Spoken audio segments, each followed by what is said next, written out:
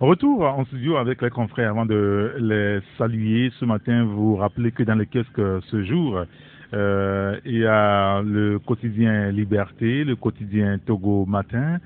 Vous avez l'hebdomadaire Nouvelle Opinion, le bi-hebdomadaire Le Collecteur. Il y a aussi l'hebdomadaire Méga Info. Et puis, vous pouvez également avoir accès aux informations sur les sites d'information du Togo, comme togobreakingnews.info, afropresse.info. Vous avez gapola.net également, togomedia24.com. Il y a republicoftogo.com et bien d'autres sites d'information qui parlent du Togo et du monde.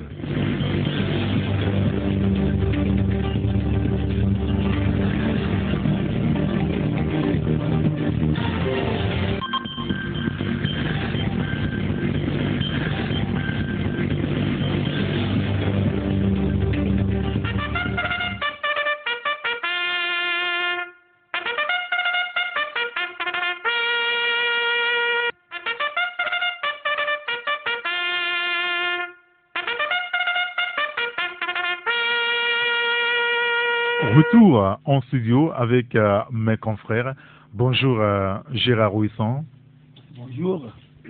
Bonjour à tous les auditeurs de Taxi FM. Merci de nous avoir rejoint Gérard. Bonjour Michel Kaga. Bonjour Eric, bonjour à tous nos amis de bout des ondes. Vous allez bien? Bon, grâce à Dieu, ça peut aller. Parfait. Bonjour Jacques. Bonjour Eric. Merci d'être avec nous ce matin. Aux auditeurs, aux auditrices.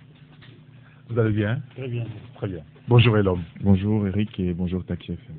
Je voulais qu'on commence par l'information qui avait été balancée ici. C'était lundi dernier par Michel Tchadia. C'était vous qui avez quand même donné l'alerte presque par rapport à ce qui se tramait à l'Assemblée nationale il y a une semaine exactement, le règlement intérieur et à ce fameux article 9 qui demandait que le président de l'Assemblée nationale soit élu pour un mandat d'un an renouvelable.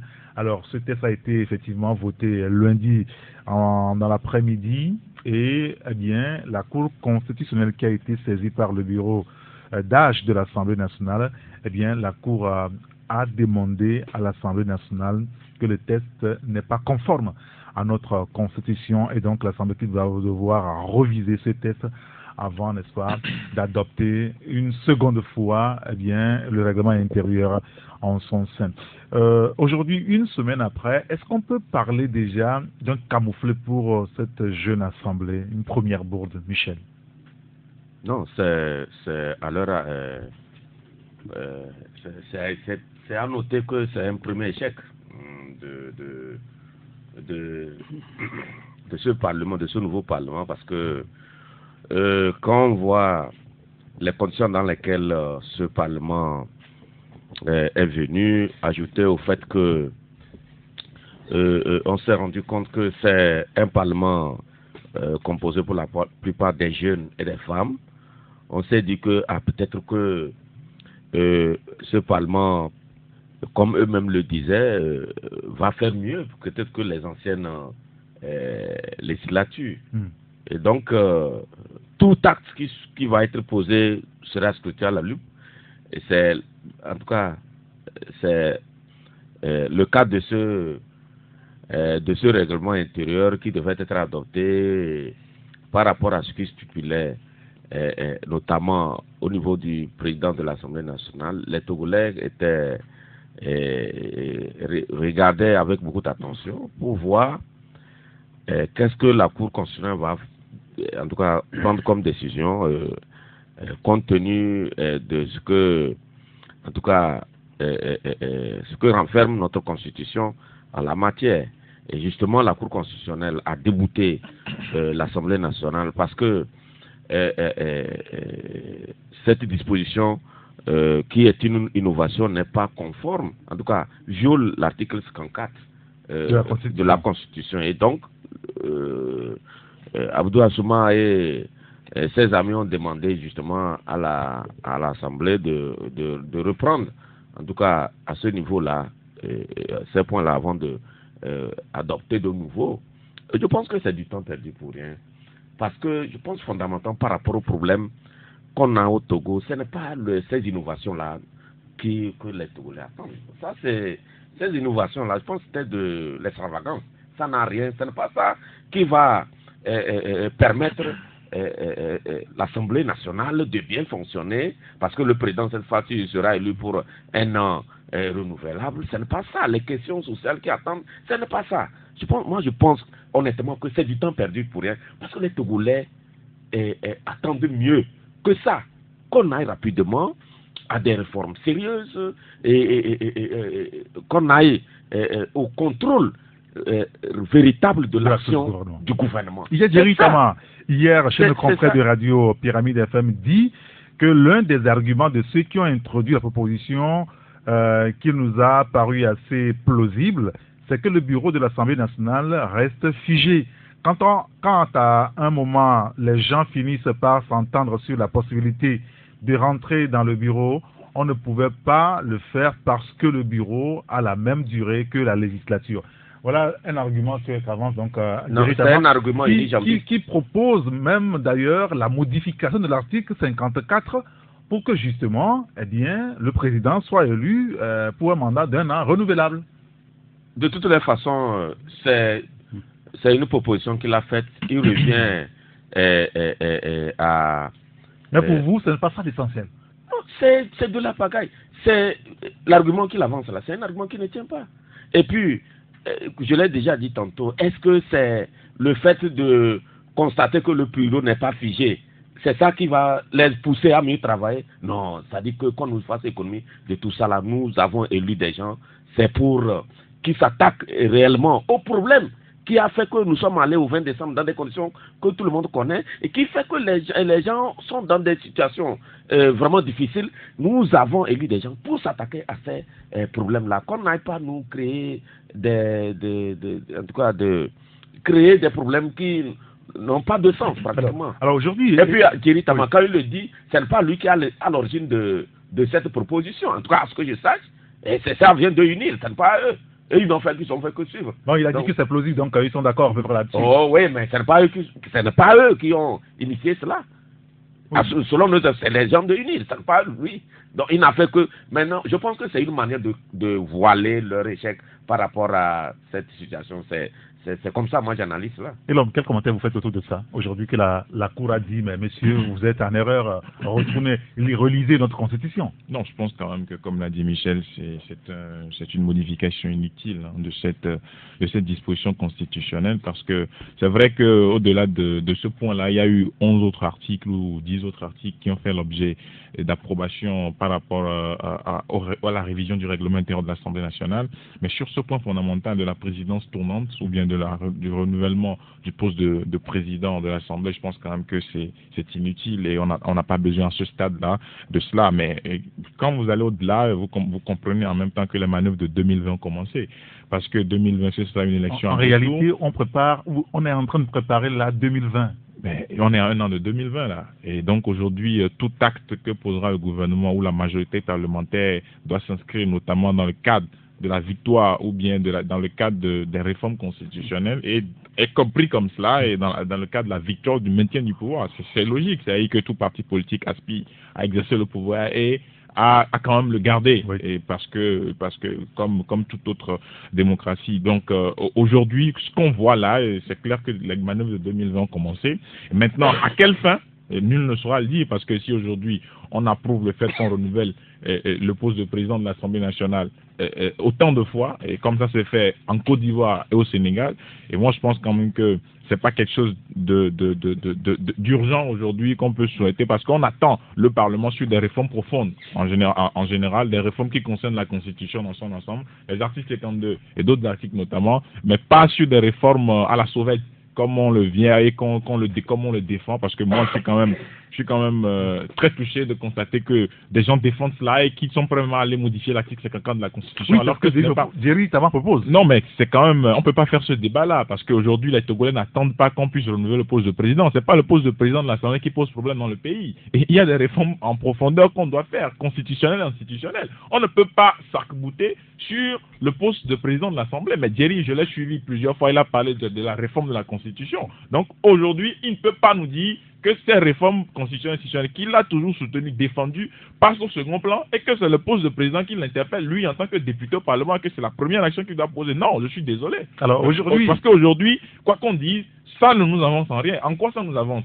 Que le président soit là pour 5 ans, toute la durée de la législature, ou que le président le poste soit renouvelable une fois autant de fois plus tôt, ou une seule fois renouvelable. Mais en quoi ça nous avance véritablement dans cette démocratie? En quoi ça nous avance? Mais ce qui nous fait avancer plutôt, c'est de faire les élections en 2 tours, c'est de faire de ramener le mode de scrutin à 2 tours, et de pouvoir faire des choses, enfin les réformes constitutionnelles et institutionnelles, notamment la Cour constitutionnelle. Et là, on peut savoir qu'on est en train de bouger. Mais aujourd'hui, si on renouvelle le poste de président une fois renouvelable autant, bon, moi, personnellement, c'est un non-débat. Non, un débat qui n'existe pas ou qui ne devrait pas exister.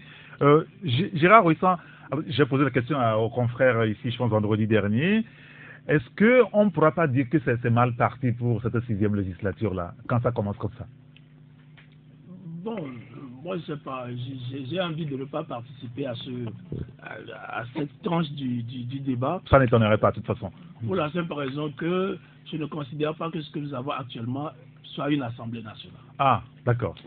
Et vu les conditions dans lesquelles les choses ont été faites, moi je dis c'est le mort qui est en train de conduire le cadavre. Ce qui se passe aujourd'hui. Le mort est en train de conduire le cadavre parce qu'il y a UNIR, il y a ses satellites, il y a des indépendants, entre guillemets. Et pour moi, tout cela, ce n'est pas, pour ainsi dire, une vraie opposition. C'est-à-dire que c'est des gens qui sont capables de s'entendre. Et toute opposition, toute querelle serait, et pour moi, à mon humble avis, juste une sorte d'amusement. Et ça fait perdre beaucoup de temps au peuple togolais. Moi, je dis, au lieu de perdre de l'énergie dans cette guerre, entre guillemets, dans ces jeux, mais pourquoi est-ce que nous ne faisons pas avancer ce pays sérieusement? Jerry Tama, à chaque fois qu'il parle de la politique qu'il veut aller faire à l'Assemblée nationale, il dit qu'ils veulent s'occuper du bien-être du Togolais et non s'occuper, ou bien il critiquait un camp qui voulait se débarrasser du chef de l'État et l'autre camp qui fait tout pour se pérenniser. Mais regardez, la toute première décision, je ne pense pas que ce soit pour le bien-être des citoyens togolais. Il parle de modifier l'article 54. Donc déjà, c'est une décision politique, voire même politicienne. Il se lance tout droit dans une guérilla politique aussi, si j'ose le qualifier comme ça. Mais pour me résumer, moi je dis, c'est dommage pour le peuple togolais que les gens se mettent à s'amuser un tout petit peu comme ça avec l'Assemblée nationale. Moi, mon souhait le plus profond, c'est qu'un rapport de force réel soit créé entre le peuple et ceux qui nous dirigent. Oui, nous sommes à l'Assemblée. Hein. Oui, justement, c'est pour ça que je le dis. C'est-à-dire que ceux qui se disent députés, il faut qu'ils dépendent de nous. Le jour où le peuple dit on en a marre de ça, on ne veut pas que le pays aille dans ce sens, qu'on soit capable d'influencer les décisions de l'Assemblée nationale et même de l'exécutif. Mais aujourd'hui, quel pouvoir a le peuple? Quel rapport de force peut nous permettre de dire non à ce qui se passe à l'Assemblée nationale? Il n'y a aucun rapport de force. C'est les chiens à boire, la caravane passe. C'est ce que les gens veulent à l'Assemblée nationale qu'ils feront. Et ça, c'est clair. Donc, moi, je dis, la classe politique est en train de chouer lamentablement parce qu'on n'a pas su créer un rapport de force conséquent qui permette aux citoyens de s'exprimer. Comment est-ce qu'on crée ce rapport de force, à votre avis, Gérard? Ce rapport de force... C'est-à-dire qu'il y a le peuple qui a élu des gens pour le représenter à l'Assemblée nationale, et donc ils vont légiférer au nom de ce peuple. Alors, de quel rapport de force parlez-vous encore? Oui, mais quand une grande partie de l'opposition a boycotté les élections, et pourtant ces élections ont eu lieu, alors déjà, ça veut dire que le rapport de force n'a pas été créé. Quand on dit nous n'irons pas aux élections, mais un camp a su pousser tout le monde aux élections et dit qu'il y a eu 59% de participation. Un chiffre qu'on ne peut pas vérifier. Moi, je dis déjà que les choses sont faussées. Parce que le peuple doit être capable de réclamer, pour que ce rapport de force soit créé, il faut forcément que la C14 soit à l'Assemblée nationale. Non, moi je dis mais il y était avant quand même certains membres de la C14 à l'Assemblée nationale. Oui. Et il y avait à ce moment le rapport de force? Non, mais il y avait plus de rapports de force. C'est-à-dire on tendait un peu plus vers ce rapport de force que moi je souhaite. Mais maintenant, il y a carrément régression il y a une grande frange de l'opposition qui a été neutralisée et on continue la politique. Ça ne peut pas donner un bon résultat. Oui, Jacques Diakouty, par rapport donc au comportement aujourd'hui de la Cour constitutionnelle, il y a beaucoup de nos concitoyens qui n'ont pas confiance à cette Cour. Je pense qu'il faut toujours faire référence donc à la feuille de route de la CEDEAO, cette feuille de route qui a demandé à ce qu'on puisse réviser les tests et même la composition même de la Cour constitutionnelle. La Cour vient de gagner un point dans l'opinion, visiblement. Bon, il faut reconnaître que les tests qui régissent cette Cour constitutionnelle par rapport à notre Constitution et vu également le rapport que l'Assemblée nationale a envoyé à cette Cour constitutionnelle par rapport au règlement intérieur, même le commun des mortels, c'est-à-dire que chaque Togolais savait tout compte fait que cette bourde envoyée au niveau de cette Cour constitutionnelle ne passerait pas, parce que une présidente, par exemple, tournante à l'Assemblée nationale n'avait pas du tout de sens. Et certains avaient assimilé cette présidente tournante comme si c'était un règlement de compte au niveau même de UNIR, qui voudrait que certainement que certaines personnes viennent au niveau de cette présidence, c'est-à-dire que un vient peut-être cette année, l'autre l'année prochaine, et ça sera ainsi au fait. Donc je crois que c'était un règlement entre les pro-UNIR sur cette situation, mais il faut reconnaître que même au niveau de UNIR, même certains aussi n'étaient pas d'accord qu'on puisse... Comment ils ne sont pas d'accord? Ceux qui sont à l'Assemblée, vous le dites? Oui, ceux qui sont à l'Assemblée. Ils ont voté à l'unanimité, c'est ce qu'on a dit. Mais que voulez-vous? Mais quand vous prenez quelqu'un comme Agboueme Kodjo s'est opposé. Agboueme Kodjo n'était pas d'accord également par rapport à cette... Mais il a voté le test? Non, Agboueme n'a pas voté. Renseignez-vous. Agboueme Kodjo n'était pas du tout d'accord.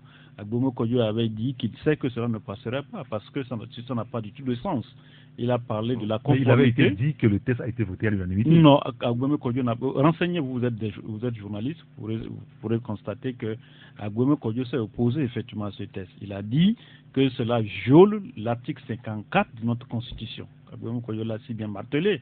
Mais bon, certains ont fait fi pour que cela aille à la Cour constitutionnelle, comme vous l'avez dit. Peut-être d'autres avaient estimé que la Cour constitutionnelle allait peut-être valider ce règlement intérieur, mais ce qui n'a pas été effectivement le cas. Revenant sur ce que le confrère disait tout à l'heure, Gérald parlait du rapport de force. Moi, je crois que au lieu de parler peut-être de rapport de force, il faut parler plutôt de la stratégie. C'est-à-dire que ce que nous constatons aujourd'hui, quand vous parlez de rapport de force, nous avons vu depuis le 19 août dans ce pays, la façon dont les gens sortaient par rapport aux marches jusqu'à l'intérieur du pays. On a vu comment les populations répondaient à chaque marche. Mais ce qui a manqué effectivement à cette marche-là, c'est la stratégie. Moi, je préfère qu'on parle plutôt de la stratégie au lieu de parler de rapport de force. Aujourd'hui, il est vrai qu'en politique, les rapports de force peuvent varier. Ça peut varier dépendant du pays à l'autre. Quand on prend par exemple le Togo aujourd'hui, pas seulement le Togo, nous savons qu'en politique, le premier rapport de force, c'est quoi? C'est l'armée. Le second rapport de force, c'est l'argent. Donc, si vous avez, par exemple, ces deux éléments en politique, je crois que vous pourrez vous en sortir. Le cas du Congo est vraiment patente par rapport à la situation que nous sommes en train de vivre.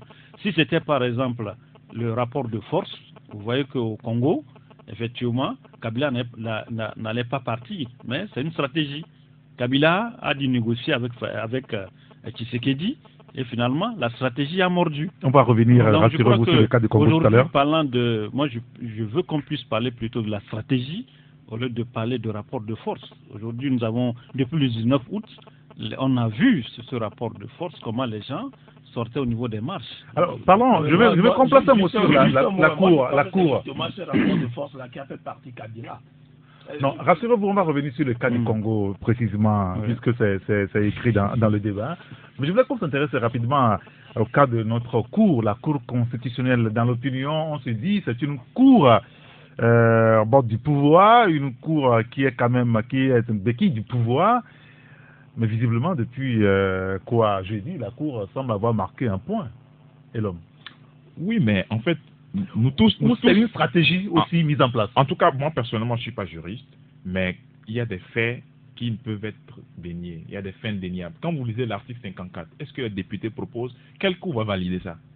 Non, mais ça y est, c'est totalement, à moins qu'on nous dise qu'on veuille modifier le programme de droit de l'université. Oui, mais en même temps, quand on nous dit que ce test, en réalité, a été proposé par UNIR, et quand des gens estiment que la Cour est favorable à UNIR, il n'y a pas de raison que la Cour n'aille pas dans ce sens. Non, mais au-delà de ça, c'est pourquoi je demande, qu'est-ce qu'on enseigne à l'école aux enfants? Dans le programme de droit, qu'est-ce qu'on dit? Vous avez une constitution qui est au-dessus de toute loi. Comment un règlement intérieur peut balayer une disposition constitutionnelle? Ça n'a aucun sens. Et donc, si on prend l'article 54, on le lit, on dit que le président et les membres du bureau sont élus pour toute la durée de la législature. Et vous voulez un règlement intérieur qui dise que non, renouvelable une seule fois ou bien autant de fois. Mais vous voulez que ce règlement intérieur passe au-devant de la Constitution? C'est pourquoi je dis, à moins qu'on veuille modifier les programmes de droit et qu'on veuille faire du Togo un cas particulier, aucune cour, aucune justice, aucun juge, aucun juriste ne peut approuver cela. Et donc, au-delà de la politique, il y a le bon sens, il y a les études. Nous avons fait des études pour pouvoir, dans un proche avenir ou bien à l'avenir, ou bien face à des sujets comme ça, réfléchir de façon transparente et de pouvoir raisonnable, et de pouvoir dire à ceux que nous sommes en train d'enseigner ou à ceux qui sont des étudiants encore sur les bancs que oui, voilà, face à des sujets comme ça, et le droit s'applique, et voilà. Et donc, il y a des sujets sur lesquels on peut faire des débats politico-juridiques, mais il y a des sujets, il y a des faits indéniables. Quand on écrit dans une constitution qu'un président est élu pour toute la durée de la législature, il ne revient pas à un député. Je ne sais pas comment ça a pu une seule fois leur frôler la tête de pouvoir modifier cela et de faire croire à la Cour que ce qu'ils ont proposé peut être validé par la Cour. Parce que moi, je trouve ça totalement unique. C'est-à-dire que si moi, en tant que président d'une commission des lois, on me propose cela, je ne sais pas quel député on puisse s'asseoir pour rédiger une disposition comme cela, pour dire que non, la Cour va valider cette disposition. Et donc, moi, sincèrement, je pense que ceux qui ont proposé cette loi-là, ils sont totalement mal barrés. Et je m'interroge sur l'efficacité qui pourrait y avoir. Oui, mais parce que... Pour la suite de la mandature. Oui, mais si les gens proposent une telle loi, et qu'ils sont même prêts et nous disent qu'ils sont même prêts à modifier l'article 54 de la Constitution parce qu'ils peuvent obtenir facilement la majorité mécanique des 4/5 pour modifier la Constitution, mais je dois m'interroger sur le danger que court notre démocratie, parce que je ne vois pas l'utilité de la modification d'une telle disposition par rapport à l'urgence du moment. Bon, ça ce n'est qu'un règlement intérieur, mais est-ce que cela doit nous dire ou doit nous renseigner sur la suite du débat? Est-ce qu'il faut avoir des craintes par rapport au comportement de l'Assemblée nationale dans le futur? Oui, certains Togolais pensent comme ça. En réalité, moi, je pense qu'on ne devrait pas avoir de crainte, puisque tout le monde connaît la situation dans laquelle notre pays se trouve, et vu qu'il y a beaucoup de problèmes à régler, je pense que c'est madame et monsieur devaient prendre la mesure de la chose et faire en sorte que ce qu'ils vont poser comme acte aille dans l'intérêt, dans la satisfaction des aspirations des Togolais. Mais à l'allure où vont les choses, ceux qui craignaient que c'est une assemblée, d'abord, la plupart c'est des néophytes, c'est des novices, ceux qui craignaient, mais on semble avoir raison, parce qu'au premier coup, c'est un échec. Donc, ça présage de la suite des débats. Mais je ne le souhaite pas, mais on a le droit d'avoir des craintes. Parce que, mais on va nous proposer des choses, peut-être à un moment donné, les gens auront les mots de tête, parce que, à l'allure où vont les choses, avec cette proposition, en tout cas, le vote de ce règlement intérieur, avec tout ce qu'il comportait,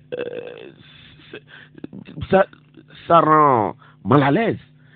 Et l'attitude de la Cour, dans l'opinion, tu le disais, les gens sont plus que satisfaits. Oui, puisque... Donc la Cour a gagné un point. Mais ce n'est pas la première fois qu'elle gagne un point. Oui, elle, mais... par le passé, elle a posé des actes similaires. Je parle de ceux qui sont sceptiques vis-à-vis de la Cour. Oui, la Cour a gagné un point. Et pour dire que peut-être on comptera sur elle pour la suite, pour recadrer ce Parlement-là, si entre-temps le navire venait à Tanguay ou je ne sais pas. Donc, visiblement, les gens ont des craintes. par rapport à ce qui va se passer à l'Assemblée nationale. Mais je pense que ce qui vient d'arriver peut-être peut les amener à se ressaisir pour réellement... parce que moi, j'estime qu'actuellement, rien n'est fait. C'est-à-dire que c'est un parlement, les gens vont le regarder, vraiment le suivre, le marquer à la culotte, parce que les problèmes sont tellement immenses et que les gens vont vouloir lire chaque acte que posera ce parlement-là. Et d'ailleurs, nous-mêmes, nous allumerons constamment nos projecteurs sur ce parlement-là. l'Assemblée nationale. Chaque geste est fait. On va quand même l'analyser et tirer les conclusions. Gérard, je voulais que vous placiez un mot sur la Cour constitutionnelle aujourd'hui. Non, moi, ce qui m'étonne, c'est qu'on dise qu'une Cour qui est appelée à être réformée est marquée des points. Qu'on dise que cette Cour, elle est bien, alors que tout le monde s'est entendu à ce qu'on réforme cette Cour parce que, de par sa nature, elle ne peut qu'être inefficace. Mais aujourd'hui, par un coup de baguette magique, on trouve que cette Cour, elle est extraordinaire, elle fait du bon travail et ça peut marcher. Bon, moi, ça fait partie des incongruités de la politique au Togo. C'est aussi une stratégie aujourd'hui. Non. Essayer de repolir la Cour et puis pour les prochaines fois, on verra. Comme moi, je le dis, c'est mon opinion très personnelle. Je dis, tout ce qui se passe aujourd'hui, c'est le mort qui est en train de conduire le cadavre. Vous allez voir, les gens vont très bien s'entendre entre la Cour constitutionnelle au sein de l'Assemblée nationale et tout, parce que c'est les mêmes personnes. C'est du cinéma ce qu'on vient de nous faire. C'est des gens qui se sont entendus. Non, je vous demande, je vous pose la question clairement. Du cinéma. C'est du cinéma ce qu'on a... Du cinéma ou bien un film, comme vous voulez, une mise en scène, c'est tout. Moi, ça me laisse carrément. Mais la question qu'on doit se poser, mais pourquoi est-ce qu'on veut un poste de président qui soit rotatif? Moi, c'est la question que je voudrais qu'on se pose d'abord. Bon, si on veut que ça soit rotatif, ceux qui ont émis l'idée, sûrement que le poste de président est prépondérant.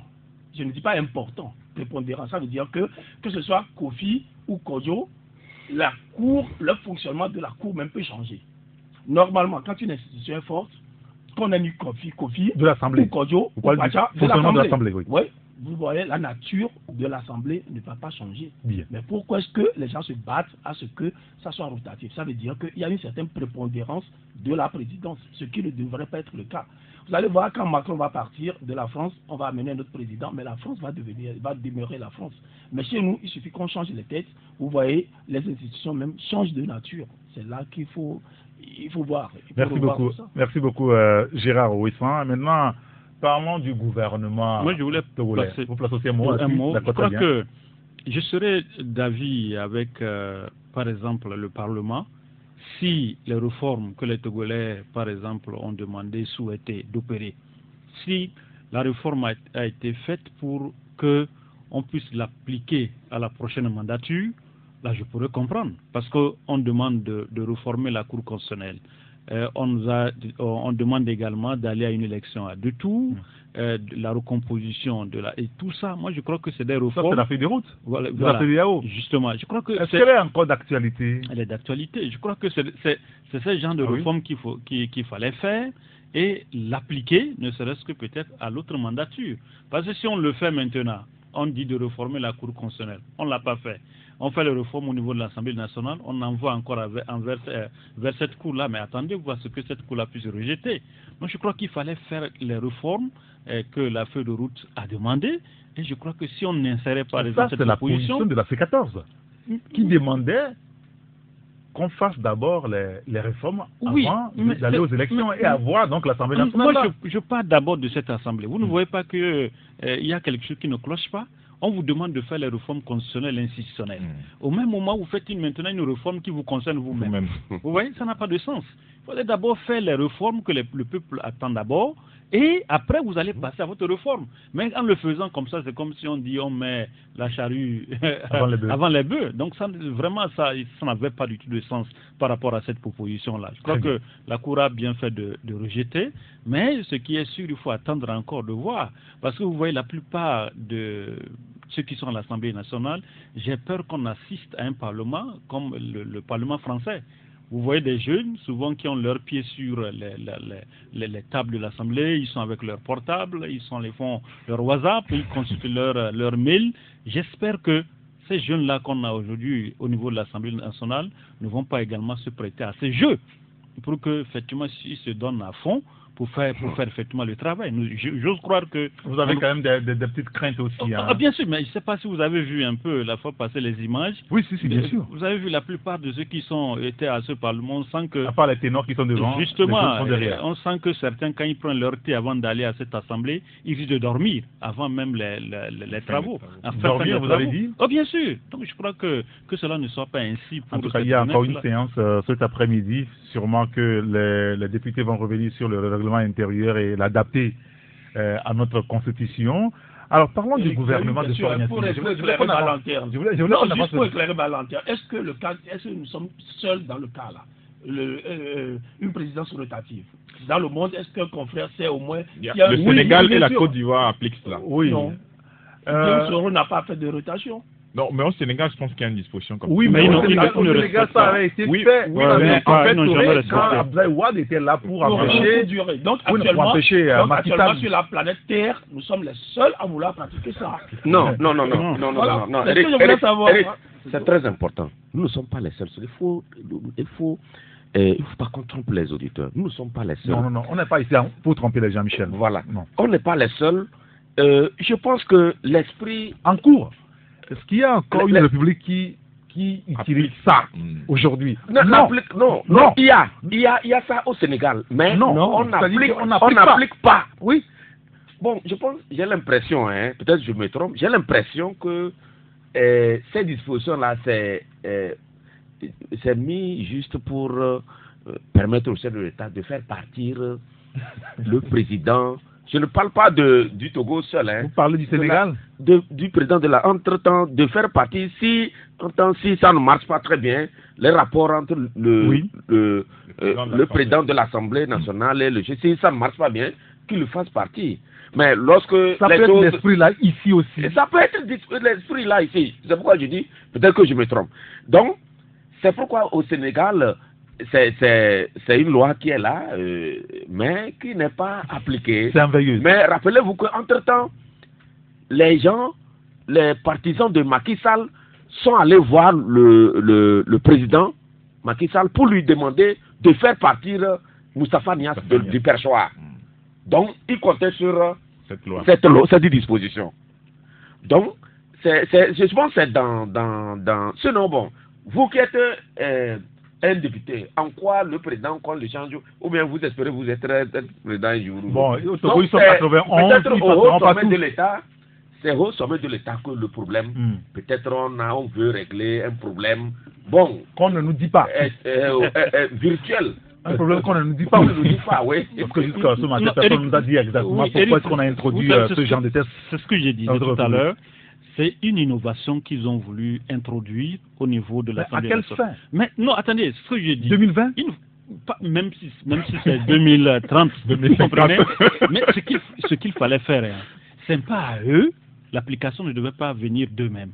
Parce qu'ils viennent d'arriver. On sait ce qui attend effectivement cette Assemblée nationale, parlant des réformes. Commencez d'abord par ces réformes-là, après vous allez innover. Mais si vous faites comme ça, les gens se disent, mais finalement, les réformes dont on parle, même on non, mais en même temps, le règlement intérieur, c'est au début de la mandature. Je ne refuse pas.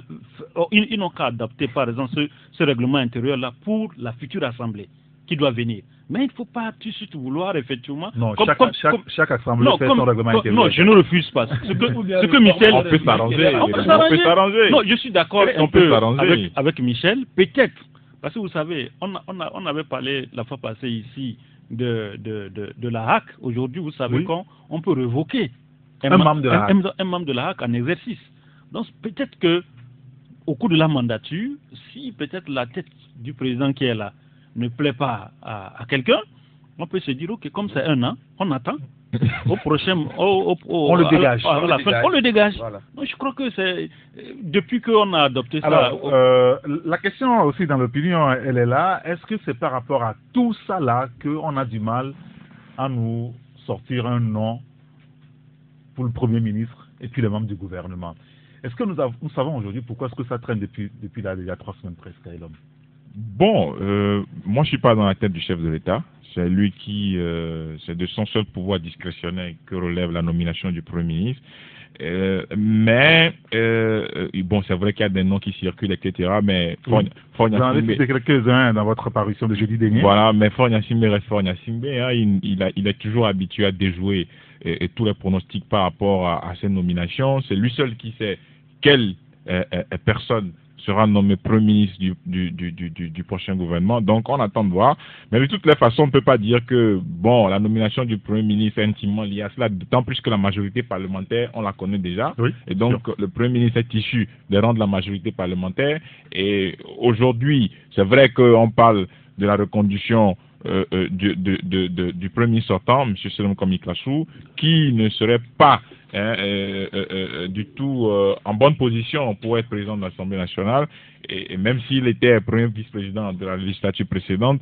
Donc, on attend de voir comment ça va se passer. Mais de toutes les façons, il faut qu'aujourd'hui, qu'on puisse véritablement replacer le débat même sur le Premier ministre dans son contexte. Parce qu'on a l'impression aujourd'hui que, à part des premiers ministres qu'on a connus comme Gilbert Fossou-Ngbo par le passé, qui avaient une réelle emprise sur le gouvernement, on a constaté que le poste de Premier ministre est un poste qu'on a créé juste pour pouvoir normaliser ou bien répondre à une disposition constitutionnelle. Parce que on constate aujourd'hui que le Premier ministre se résume à un poste honorifique où on met quelqu'un, où le président donne des instructions. En réalité, au Togo, on n'a pas de Premier ministre, mais on a le premier des ministres. Oui, quelque chose comme cela, parce que à part des premiers ministres dont j'ai cité le nom, Gilbert Fossou-Ngbo et Maître Yaovi Agboibo, encore que, hein, parce que c'était pas aussi facile, et on n'avait pas senti le poids du Premier ministre sur le gouvernement. Prenons le cas de M. Selom Komiklassou, on a constaté que on n'avait pas réellement une emprise sur le gouvernement, c'est-à-dire que les événements sont allés tellement vite, on n'avait même pas quelqu'un qui avait de la poigne pour coordonner l'action du gouvernement, on ne l'a pas senti sur des sujets bien pointus, bien précis comme la crise sociale et sur la crise politique.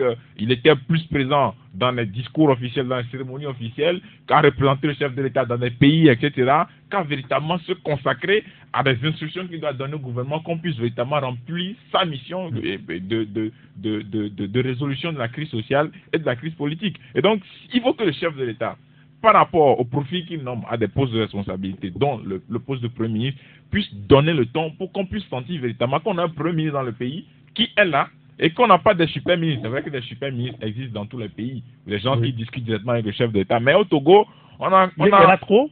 Non, je ne dirais pas trop, mais il faut quelqu'un qui puisse véritablement coordonner l'action du gouvernement. C'est-à-dire que si un ministre a un problème aujourd'hui, il y a des ministres qui vont directement voir le chef de l'État pour recevoir des instructions, au lieu d'aller vers le Premier ministre qui doit quand même faire un rapport pour voir, bon, quel est l'état de la situation, est-ce qu'on s'adresse au chef de l'État ou bien donne les instructions nécessaires. Donc, il va falloir qu'on puisse nous mettre quelqu'un à ce poste qui puisse véritablement... Alors, finalement, est-ce que ce n'est pas la recherche de cet oiseau rare-là qui fait que les choses traînent depuis lors? Gérard Ruissan. Non, je ne suis pas d'accord avec votre façon de poser même la question. Je sais que ça vous est égal, c'est normal. Oui, vous avez le droit aussi de ne pas être d'accord avec les questions qu'on pose. Que la démocratie togolaise est tombée très bas aujourd'hui. C'est-à-dire que nous avons régressé en matière de démocratie. Si M. Fornia Simbe, aujourd'hui, le président de la République, décide de nommer un Nigérian Premier ministre, est-ce que vous pensez qu'il y a une institution ou bien une personne capable de lui dire non, Monsieur le Président, ça là, ce n'est pas faisable? Je crois que non. Comment ça? Aujourd'hui, le chef de l'État, il a un boulevard devant lui, une Assemblée nationale, la Cour constitutionnelle, tout est acquis à la cause de la même personne, du même régime. Donc, tant qu'il n'y a plus la possibilité... Ce n'est pas une raison qu'on aille prendre un étranger pour Premier ministre du Togo. Moi, ce que je vous dis, dans le cas... Ils ne sont pas en Égypte où on peut prendre un certain Joseph quelque part pour mettre dans gouverneur. l'hypothèse où il le faisait, qu'est-ce qui arriverait? Je dis absolument rien. Ça veut dire qu'aujourd'hui, le chef de l'État est capable de nommer Gérard Premier ministre, de nommer un Nigérien Premier ministre, de nommer un Français Premier ministre, de dire je ne veux plus de Premier ministre, ou bien de garder celui-là qui va gérer les affaires courantes pendant 2 ans. Rien ne se passera. On parle de même le petit discours. Vous voulez qu'il y ait un test en réalité qui des institutions qui soient fortes, des personnes qui puissent faire le contrepoids du régime, du pouvoir. Mais tout ça là, c'est balayé du revers de la main. Et aujourd'hui, on assiste à un régime qui a un boulevard devant lui. Et c'est là que moi j'ai dit, il faut recommencer une certaine lutte pour le bien de tous, hein, pour le bien de unir, pour le bien des citoyens comme vous et moi. Parce que Jacques le disait tout de suite, que le rapport de force, c'est l'argent. Moi, je veux seulement rappeler que quand certains ont l'argent et ont créé un rapport de force en leur faveur, ça veut dire que nous, le peuple, nous aurons faim en ce moment. Ça veut dire que les gens ont la capacité, la possibilité d'avoir des milliards. Et quand eux, ils ont des milliards, ça veut dire que nous, on n'a même plus un franc. Parce que la richesse du pays, c'est là qu'on parle de distribution, ou bien c'est ça, non? Oui, redistribution. La redistribution des biens de l'État, de la richesse publique. Alors quand certains sont immensément riches et ont leur rapport de force en leur faveur, il n'y a pas à s'en réjouir. Parce que celui qui en pâtit le plus, c'est les citoyens simples comme vous et moi. Ce n'est pas la C14. Michel Tchadja, par rapport à ce gouvernement, est-ce qu'on Par rapport au Premier ministre oui, au gouvernement? Oui, au Premier ministre et puis au gouvernement. Non, moi j'attends le gouvernement. Le Premier ministre, moi je l'ai déjà dit ailleurs, dans les conditions actuelles, avec notre constitution, le Premier ministre n'a pas de prérogative en tant que tel. C'est le major des autres ministres, des garçons de cour du chef de l'État. Le major, c'est Barara. Non, c'est toi qui le dis, c'est pas moi. En plus, je vois le Premier ministre. Parce que il n'a rien à dire. Quand vous faites un sondage, vous allez comprendre que beaucoup de Togolais oublient qu'il y a un Premier ministre. Mais est-ce que on a englouti des milliards pour rien, cette affaire de primature. Je pense que le Togo, aujourd'hui, vous militez qu'on arrête ça? Non. Comme au Bénin, pas de non, qu'on arrête ça. Parce que quand vous prenez, par exemple, et l'homme le disait, la parenthèse Zumbo, Santé, et puis dans une certaine mesure, Edem Kodjo, leur peut-être stature, leur poids politique, leurs relations internationales, ont fait que, bon, ils avaient un peu de poigne. Quand vous listez les premiers ministres là, non. Moi, je dis que c'est des milliards qu'on engloutit, qu'on aurait pu prendre pour construire les écoles et renforcer les plateaux techniques des hôpitaux et autres. Qu'est-ce que le Premier ministre fait? Si ce n'est pas à titre honorifique, parce que là, les dispositions constitutionnelles sont telles que, bon, il faut quelqu'un là-bas. Sinon, si on ne... C'est pourquoi, normalement, dans les réformes... Donc ça repose le problème du régime politique. Du régime politique. Il faut que dans les réformes, c'est pourquoi j'ai dit parler au départ de réformes sérieuses. Ça veut dire ce que ça veut dire. Donner vraiment une certaine... en tout cas, une certaine force aux prérogatives du Premier ministre pour que ce monsieur vienne du parti au pouvoir ou bien de l'opposition, qu'il puisse, à un moment, dites-moi, qu'est-ce que le Premier ministre, d'abord même c'est dit, le chef de l'État, le Premier ministre, le chef du gouvernement, le président de la République. C'est le chef du gouvernement. Ouais. Vous savez, quand le Premier ministre est nommé, c'est lui qui va devant les parlementaires pour dérouler. Mais ce qu'il lit là-bas, c'est à la présidente que c'est écrit. Ce n'est pas lui. Ce n'est pas lui. Mais c'est lui qui prend l'engagement. Non, laisse ça. Non. Ce qu'il lit. Oui, mais est-ce que c'est pas lui? Dans le contexte togolais, nous sommes des Togolais. Oui, bien sûr. Et hommes de médias. Ce que le Premier ministre, vous allez voir que quelques jours, on va nommer quelqu'un. Moi, ça m'intéresse, puisque j'attends ce que les instructions que le chef de l'État veut, la vision du chef de l'État. Oui. C'est ça les Togolais veulent. Le reste là, c'est eux-mêmes le disent. Tu connais la formule magique sur l'instruction personnelle du chef de l'État. Donc, ce que les premiers ministres lisent là-bas, c'est faire la présidence. J'en discute pas, mais c'est lui qui prend l'engagement, c'est lui qui prend l'engagement devant les parlementaires, même si ça peut se décider ailleurs, Michel. Très bien. Ça, c'est une très belle question. C'est lui qui prend l'engagement. Et après, vous vous rendez compte que si le Premier ministre, c'est lui le chef du gouvernement, des ministres cloches, les parlementaires les invitent à venir répondre. Ils ne viennent pas. Tu as une fois entendu un Premier ministre sonner un ministre d'aller répondre? Non. Et voilà. Voilà. Ça veut dire qu'il est là, juste, il y a des ministres, des supra-ministres, des ministres tout-puissants qui font ce qu'ils veulent. On les appelle, ils viennent devant et ils vont, des ministres qui vont même tromper nos élus. Ça veut dire qu'ils mentent à l'Assemblée. Ils mentent à l'Assemblée nationale. Un ministre a dit qu'on va livrer le chantier Lomé Foucault un 31 d'ici le 2016 que les travaux seront livrés. Mais nous sommes en 2019 aujourd'hui. Aujourd'hui le 21, oui. Elle est là, même s'il y a par endroit, la route là est là. Pour dire que s'il y avait si un parlement était comme je le pense, c'est pourquoi je dis que j'attends ce parlement pour voir ce qu'il a en mesure de faire. Parce qu'il y a des ministres qui se permettent beaucoup de choses et les populations ont tendance à un moment donné par rapport à leurs problèmes. Parce que le parlementaire a comment l'appelle-t-on là, deux prérogatives majeures. Voter les lois. Oui, et contrôler l'action du gouvernement. Voilà. Est-ce que, sincèrement, entre nous, ce qui s'est passé, la législature qui est passée là, vous avez constaté réellement ça? Le contrôle de l'action du gouvernement. Il n'y en a pas, ça n'existe pas. C'est ça, les populations qui ont lu les gens, c'est ça les gens attendent. Mais si ça ne va pas à tel moment, les 600 millions qui ont disparu, vous avez vu le ministre Lorenzo répondre à ça?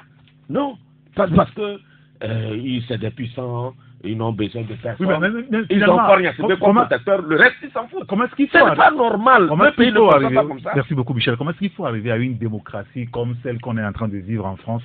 Excusez-moi de donner cet exemple parce que cette affaire Benalla, encore aujourd'hui, il sera écouté par une commission d'enquête au niveau du Sénat. C'est-à-dire qu'il avait été écouté par les parlementaires, il va être écouté par les sénateurs une seconde fois. Pourquoi est-ce qu'ailleurs, quand on vous appelle, vous devez répondre et sous les tropiques, c'est un peu compliqué parce que, comme Michel le dit, on a un protecteur quelque part qui peut vous sortir d'affaire à tout moment. Non, je crois que c'est en ça qu'il faut retenir la formule de l'ancien président américain, Obama. Il faut que nous puissions avoir les institutions fortes au lieu d'avoir des hommes forts. Fort avec F-O-R-T, bien sûr.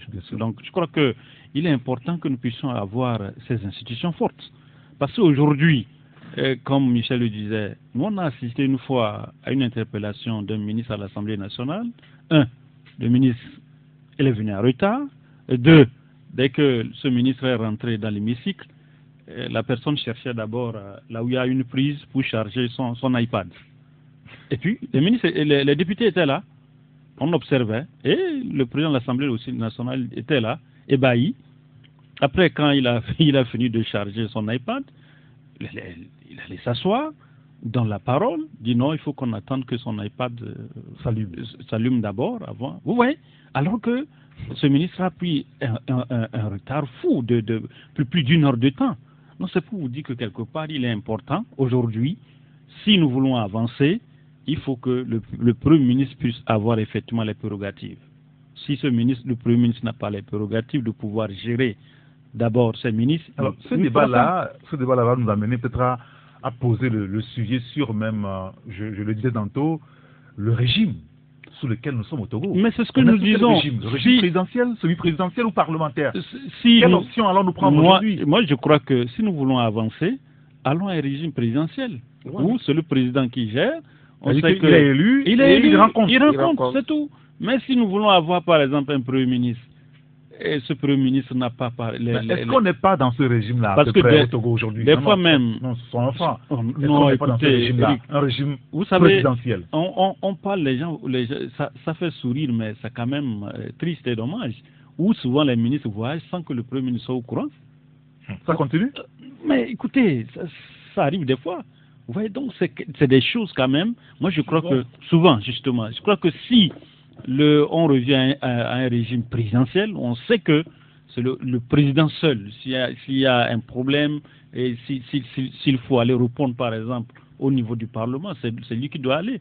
Prenez même le cas de notre Constitution, on dit que le président doit rendre quand même compte une fois devant les parlementaires. Mais c'est l'état de la nation. Ça n'a pas été fait. Vous avez évoqué tout à l'heure l'affaire de Benalla. Mais vous croyez que si c'était ici, là, ça va se passer? Ça ne va pas se passer. La preuve, Michel disait tout à l'heure, un ministre qui dit qu'on va livrer un chantier le 31 d'une année passée. Oui. Aujourd'hui, nous sommes là. Le chantier n'a même pas... décembre 2016. Ça n'a pas bougé. Les députés sont partis. Et le ministre est là. Et bon, on ne dit rien. Ouais, donc, quelque part, il y a un problème de gouvernance. Donc, il est important aujourd'hui. Moi, j'interpelle les députés qui sont là actuellement, s'ils peuvent. Mais vous leur mettez trop la pression là. Non, mais justement, ils sont là pour ça. Ils ont compris la tâche, c'est pourquoi ils sont allés. Donc, il est important aujourd'hui qu'ils puissent poser des gages. Si Yeri Tama disait aujourd'hui qu'il veut répondre à l'aspiration du peuple, c'est ça les aspirations du peuple. Donc il est important aujourd'hui qu'ils puissent poser des gages ou, quand ils vont finir leur mandature, que le peuple dise effectivement que ceux-là, ils ont fait ceci, ils ont fait cela. Alors, est-ce qu'il y Donc, aura c'est important. des changements notables quand on connaîtra, enfin, le Premier ministre, je veux parler du gouvernement, est-ce qu'il y aura un changement notable où on aura les mêmes personnes, on assistera à cette danse de chaises musicales? Bon, en fait, en réalité, c'est pas un débat qui, personnellement, moi, m'intéresse parce que on a vu la formation des gouvernements précédents. C'est pas ça, c'est pas tant les personnes qui sont là, mais c'est la coordination de l'action gouvernementale. C'est-à-dire, quelle est l'efficacité de chaque ministre à son poste et qu'est-ce que le président donne comme impulsion. Si vous avez des gens que vous faites nommer ou bien qui sont membres du gouvernement, à qui le peuple demande des comptes, mais qui ne rendent jamais compte. Le principe de la reddition des comptes. Que le Parlement invite à venir se prononcer sur des sujets qui sont absents sans qu'ils soient sanctionnés, qui sont là et qui n'ont pas besoin d'explications sur des sujets transversaux. Écoutez, mais on peut beau nommer quelqu'un qui est diplômé à Harvard, il va se plier à la mode. C'est la mode, c'est-à-dire qu'on a érigé ça en mode, c'est-à-dire on peut inviter les gens à venir. Si ça plaît au ministre, il vient. Si ça ne lui plaît pas, et puis il peut ramasser des choses, à mettre sur papier, il vient lire et puis il disparaît. Bon, on a vu avec... Exactement comme le chef de l'État aussi. Si ça lui plaît, il souhaite les vœux. Si ça ne lui plaît pas, il ne va pas au Parlement pour rendre compte une fois par an. Tout le monde fait ce qu'il veut. Mais pour les vœux, on peut encore voir. Mais pour le fait d'aller au Parlement pour rendre compte de l'état de la nation, donc, ça c'est écrit. Donc tout le monde fait ce qu'il veut. Ça c'est la Constitution. Mais pour les vœux, on peut encore voir. Bon, c'est libre à lui de voir s'il veut présenter ou ne veut pas présenter. Mais sur le fait de rendre compte de l'état de la nation, ça c'est écrit, c'est constitutionnel. Maintenant, si un ministre, et on l'invite, parce qu'on a invité des ministres dans ce pays qui ne sont jamais venus se prononcer sur des sujets, oui. Il y en a aussi qui sont venus, mais qui ont menti. Et qui ont vu des gens qui ont menti allègrement. On dit pas d'un grand qu'il ment, mais il a menti. Parce que le jour du lancement de ce chantier, on a constaté que le ministre avait dit que c'était la meilleure structure qui est habilitée à pouvoir faire ce chantier parce qu'elle est quand même équipée. Et 2 ans ou 3 ans après, le même ministre nous dit que la même structure a pris une partie des fonds pour s'équiper. Oui, bien sûr. Et devant les parlementaires, et qui n'ont rien dit. Mais il y a un problème, déjà. Donc, et puis il faut que... On n'a pas l'impression d'avoir affaire à des députés qui sont vraiment renseignés sur des sujets et qui peuvent véritablement cogner des ministres sur des sujets transversaux, des sujets pointus. Je ne parle de cogner entre guillemets, quoi. C'est-à-dire qu'ils peuvent véritablement les interpeller sur des...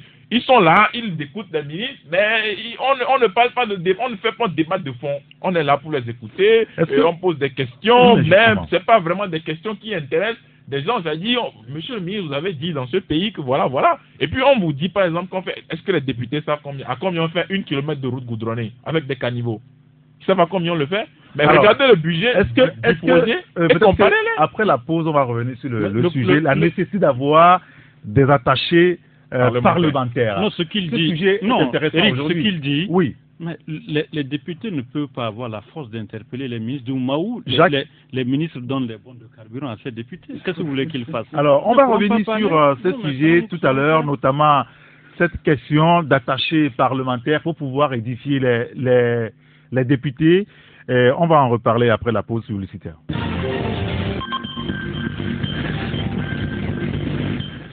Il est 12h01 sur Radio Taxi FM Lomé. Nous avons en ligne la rédaction de Taxi FM pour le journal à 12h45 Taxi Midi avec Amen Assignon. Amen, bonjour. Bonjour Eric Gator, comment allez-vous? Je vais très bien, merci de nous avoir rejoints. Et vous êtes au programme pour Taxi Midi. Quel est le contenu de votre journal? Oui Eric, au menu de Taxi Midi de ce lundi 21 janvier 2019, la plénière des députés de la 6e législature, les travaux se poursuivent cet après-midi. L'ONG M-Afrique souffle 14 bougies, 14 ans de responsabilité professionnelle et sociale envers les populations rurales fêtées ce week-end au cours d'une soirée de gala. Du social toujours avec ce geste de cœur manifesté par le Lions Club International Lomé Diamant aux pensionnaires de la brigade pour mineurs de Lomé. On en parle également et puis on parlera sport, notamment football, championnat national. ASK de Kara conserve son fauteuil de leader à l'intersaison malgré son échec 1-3 face à Bikinti de Bassar. Tous ces titres encore développés à 12h45. Merci beaucoup à Amen Assignon. Retour en studio avec les confrères. Encore quelques minutes sur le cas de l'Assemblée nationale et cette initiative d'attacher parlementaire. On en a besoin forcément, Jacques, aujourd'hui, pour faire avancer les choses, puisque l'Assemblée a beaucoup de tâches à accomplir. Bien sûr. Je crois que c'était un élu de, je ne sais pas si c'est Blita qui avait quand même initié ce cabinet où il recueille souvent les demandes des populations au niveau de son cabinet, mais je crois qu'après tout, ça n'a pas évolué. Je crois que ça fait seulement que 6 mois après tout, bon, quand vous passez là-bas, vous ne voyez même plus personne, le cabinet était fermé. Mais il urge aujourd'hui, surtout avec ces jeunes que nous avons au niveau de ce Parlement, il faut que ces jeunes-là puissent avoir. Mais quand on parle de cabinet ou attaché parlementaire, ce n'est pas avoir une secrétaire et puis le député. Non. C'est-à-dire que ce qui peut quand même vous informer sur certains sujets. Vous comprenez? Vous prenez par exemple, si on veut, il y a une loi qui vient à l'Assemblée nationale concernant les journalistes par exemple. Il faut avoir quand même un conseiller en communication qui puisse vous renseigner. On parle de l'économie, certains ne savent même pas quand on parle des lignes budgétaires. Certains ne savent pas lire un budget. Donc je crois qu'il faut s'entourer de toutes ces personnes-là qui pourra vous aider. Quand vous prenez par exemple, j'ai assisté une fois en France avec un parlementaire où il y avait un projet qu'on devait voter sur les dentistes, c'est-à-dire la corporation des dentistes. Vous savez, lui, il était dans les nuages, il ne savait même pas ce qui se passait. Donc, il était obligé de recruter quelqu'un au niveau du corps médical qui maîtrisait, par exemple, ce domaine qu'il a expliqué. Et quand il est allé, je vous dis, la façon dont il a présenté ce projet au niveau de l'Assemblée nationale, ça a pris corps et finalement, ils ont voté et c'est devenu aujourd'hui une loi en France. Donc, je crois que si nous pouvons avoir de ce genre de personnes dans ces cabinets-là, ça peut aider nos députés également à avancer. Parce que le député n'est pas censé tout connaître. Et l'autre aspect également, vous prenez certains députés, dès qu'ils quittent leur localité, c'est fini. Il faut attendre encore 5 ans pour retourner, pour parler à ces populations. Donc je crois qu'il est important, cette proposition-là, de voir comment effectivement formuler ces cabinets pour aider les populations. Michel. Oui, je pense que c'est une idée géniale, le fait d'avoir un cabinet. Je pense. Il ne faut pas l'imposer pour que les actions des parlementaires soient efficaces. Qui va l'imposer? J'en sais absolument rien. Non, tu sais, par rapport aux députés unis, entre-temps, ils avaient une maison du député. Ils ont ouvert partout sur tout le territoire la maison du député pour les partis, en tout cas pour les députés. Et puis bon, c'est là où les populations pouvaient aller se renseigner lorsqu'il y a. Mais c'est pas la même chose, hein? Oui, je sais. Je veux dire que. Mais ça a vécu seulement quelques mois et puis après, ça ne fonctionnait pas. Pour la plupart des cas, ça ne marchait plus. C'est la même chose ici où former un cabinet avec des experts dans tous les domaines, en tout cas dans les domaines d'intervention donc du député à l'Assemblée nationale, sur les questions juridiques, sur les questions économiques, sur les questions sociales. Il faut quand même avoir des gens, même sur les questions de communication, parce que le député a besoin d'avoir un attaché de communication pour l'aider lorsqu'il veut poser des actions, il veut mener des actions sur le terrain. Comment faire passer ces actions-là dans l'opinion? Il y a une façon de coordonner tout cela, mais bon, ça pose un problème. Je ne sais pas, les députés vont dire parce que leurs émoluments ne sont pas à la hauteur pour qu'ils puissent s'attacher les services en tout cas, des différents spécialistes ou pas. Mais dans tous les cas, c'est une exigence. Le temps moderne actuel impose cela. L'évolution du monde est faite de telle sorte que vous pouvez être député, mais vous n'avez pas... Vous êtes un professeur d'histoire et vous êtes élu député. Mais ma foi, vous ne savez pas... quand il s'agit des questions juridiques, vous ne maîtrisez pas. Il faut quelqu'un pour vous expliquer, pour qu'à l'Assemblée, vous puissiez lire les différents textes qui seront déposés sur vos bureaux. Donc, aujourd'hui, les députés, je pense qu'ils en sont conscients. C'est une exigence de l'heure.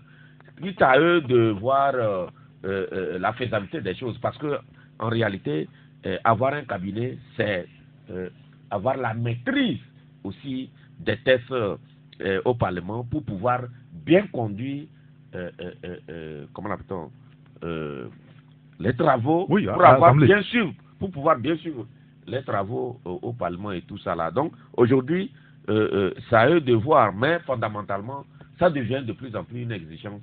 Ça est de voir. On donnera la parole aux auditeurs lorsqu'il sonnera à midi à 25 minutes.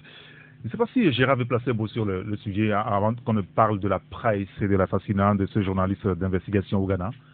Non, moi, je me pose juste une question. Est-ce que quand nos députés auront leur cabinet, est-ce que ça va les rendre plus efficaces?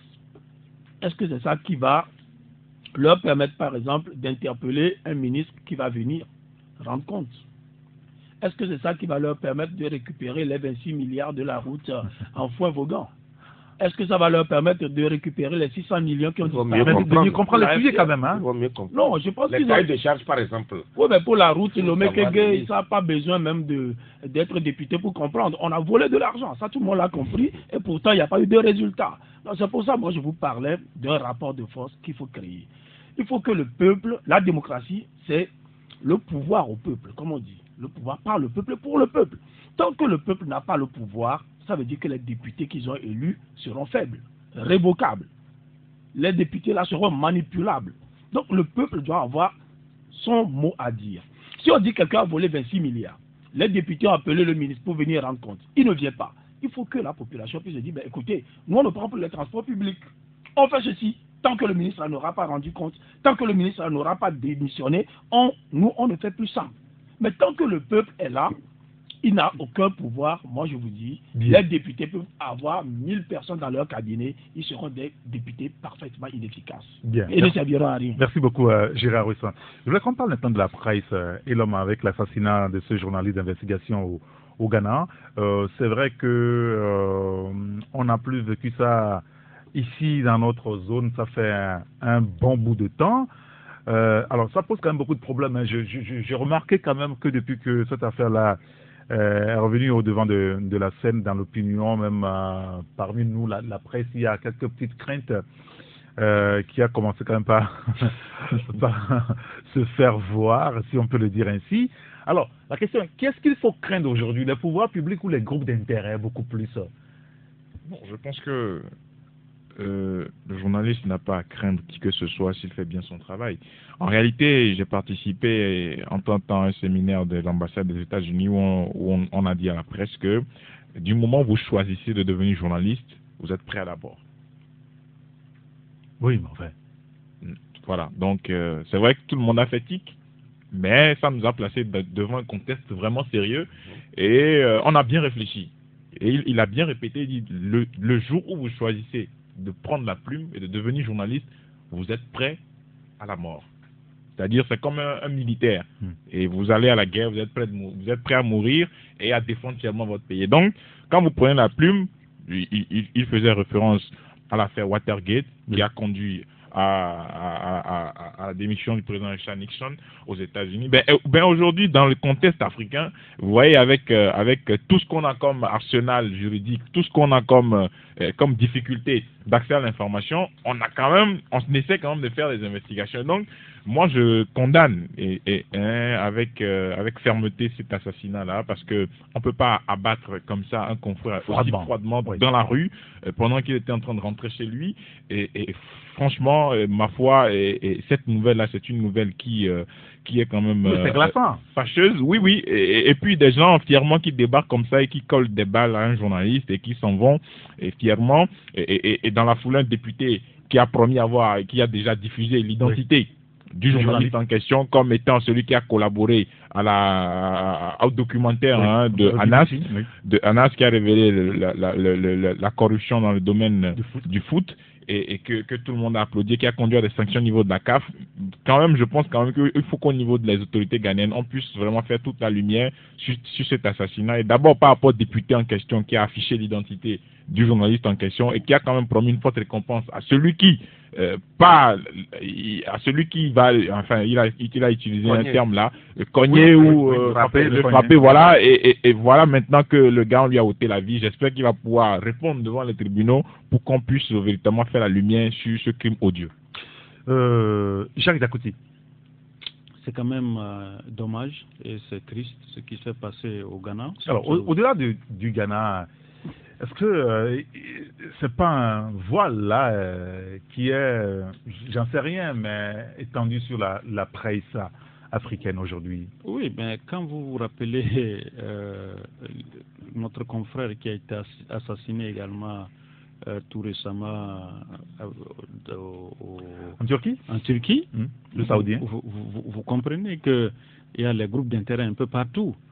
Donc je crois qu'aujourd'hui, ce qui se passe avec ces mafieux et puis ces groupes d'intérêt, ils ne veulent pas toujours qu'on puisse mettre le nez dans leurs affaires. Mais ce qui vient de se passer, ça peut donner des idées ailleurs?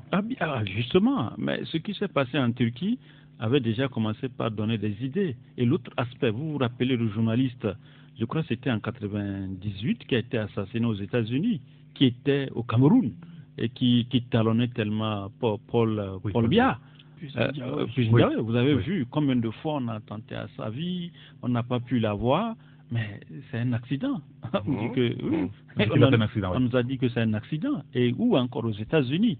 Donc c'est pour vous dire que ces mafieux et puis ces groupes d'intérêt ont tous les moyens possibles pour pouvoir effectivement abattre ce qui les gêne.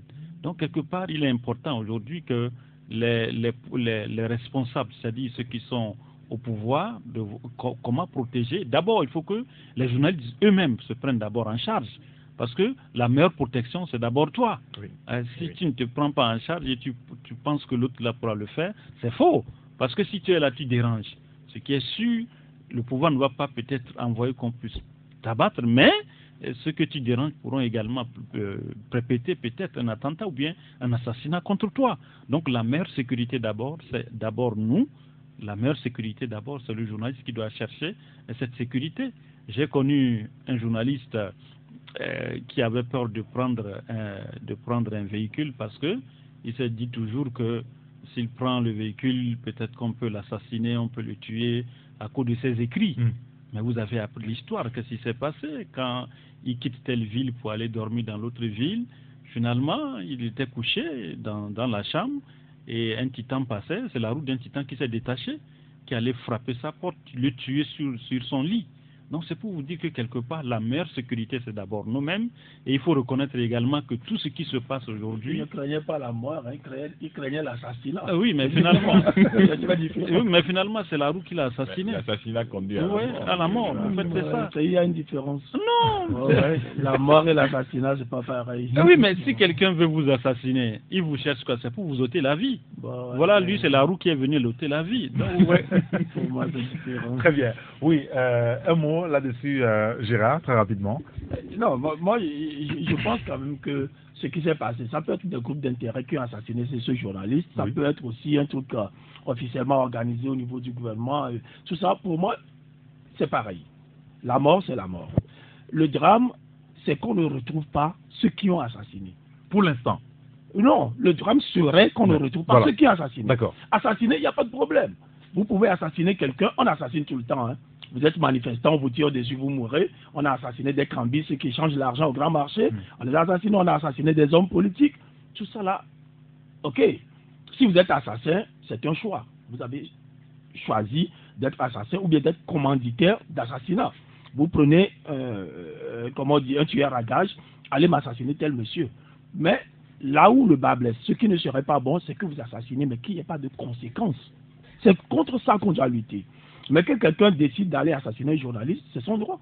De vouloir être assassin, c'est son droit. Il y a quelqu'un de vouloir être voleur, mais qu'on ne le retrouve pas et que les crimes restent impunis, c'est là que nous devons vraiment tirer la sonnette d'alarme. Vous avez vu l'histoire de, comment il s'appelle, Mehdi Ben Barka en France. Il a été assassiné. Et cette histoire-là dure jusqu'aujourd'hui. On a cherché, c'est un scandale qu'on n'a jamais oublié. Mais sous d'autres cieux, on assassine 2 jours après, 2 semaines après, on oublie. C'est ça qui est le drame. Mais assassiner en tant que tel, moi je ne trouve pas que c'est un drame. On peut assassiner. Moi je peux mourir pour mon métier. Il n'y a pas de problème. Mais qu'on n'ait pas retrouvé le commanditaire ou bien les exécutants, ben c'est ça qui fait un drame pour un peuple. Michel, on donne la parole aux auditeurs. Ça me permettra aussi de revenir sur le cas du Congo après. Oui, c'est malheureux que des esprits malveillants comme ça puissent tramer, manigancer au point de finir par enlever la vie à un journaliste qui ne fait que son travail. Aujourd'hui, ce que moi je voulais dire, c'est que il faut que, même que ça soit des gens tapis dans le pouvoir ou bien des groupes d'intérêt, il faut quand même qu'on les envoie un message que ça ne va pas émousser l'ardeur et la détermination des journalistes à faire leur travail. Parce que c'est glaçant, hein. Oui, c'est glaçant, mais il faut qu'on les envoie un message. Il faut qu'on les envoie un message. Et vous savez comment Eric a vécu l'événement. Hein?